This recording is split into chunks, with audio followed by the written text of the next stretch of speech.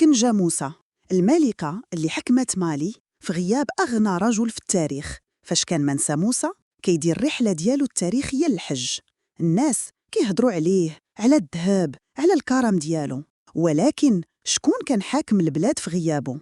وحدة المرأة، نعم امرأة سميتها كنجة موسى. كنجة موسى ماشي غير زوجة الملك، كانت وصية على العرش وحاكمت فعليا في غياب منسى موسى لسنين.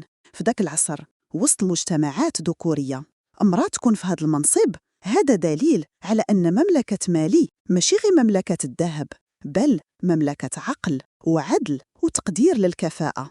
كنجة موسى دارت قرارات إدارية وحافظت على استقرار البلاد باش تلقاها في حالة ممتازة وقت ما يرجع منسى موسى من مكة. ماشي بزاف كيهضروا عليها، لأن التاريخ ديال النساء غالباً كيتخبى وسط ظل الرجال، لكن في الحقيقة لو ما كانش كنجة موسى، منسى موسى يمكن كان يرجع يلقى الفوضى ماشي إمبراطورية. كنجة موسى المرأة اللي حكمات واحدة من أعظم ممالك إفريقيا وصنعات المجد خصمت، لكن التاريخ بدا اليوم كيرجع ليها صوتها. إلا عجبك المحتوى دعمنا بلايك وتعليق. شنو رايك في هذا النوع من القصص المنسية؟ وشنو النساء الأخرين اللي كتعرف؟ اكتب لينا في التعاليق.